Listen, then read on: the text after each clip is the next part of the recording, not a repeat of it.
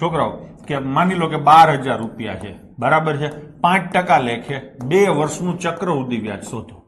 તો તમારે સિમ્પલ શું કરવાનું, 12,000 ગુણ્યા 5% છે ને, એટલે 105/100 આ પેલું વર્ષ થયું, 105/100 એટલે આ બીજું વર્ષ થઈ ગયું. લો થઈ ગયું.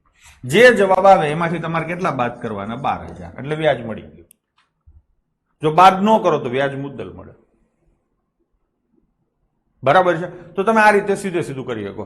ઇવન પેપર સેટર તમને એમ કહે કે 10,000 રૂપિયા છે, પહેલા વર્ષે 10% વ્યાજ છે, બીજા વર્ષે 12% છે, તોય તમે સીધું કરી શકો. કેવી રીતે? તો કે 10,000 છે ને, તો 10,000 કેટલા ટકા છે, 10%, તો 110/100. આ એક વર્ષ થઈ ગયું. બીજા વર્ષે કેટલા ટકા છે, 12, તો 112/100. કોઈ ઝંઝટ જ નહીં, કોઈ સૂત્ર કે કશું યાદ જ ના રાખવું પડે.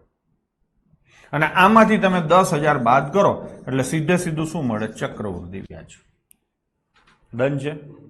અને માની લો કે આ રીતે નથી કરવું તો પહેલા વર્ષે કેટલા ટકા છે, 10%, બીજા વર્ષે કેટલા ટકા છે, 12%, અને પછી 10/12 એટલે 10 ગુણ્યા 12/100.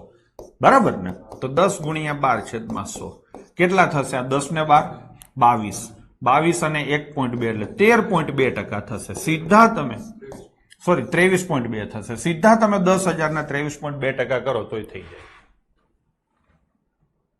થાય કે નહીં? તો ચક્રવૃદ્ધિ વ્યાજ એ બીજું કશું જ નથી, કન્સિક્યુટિવ ટ્રાન્ઝેક્શન છે. ડન છે. હવે આપણે ત્યાં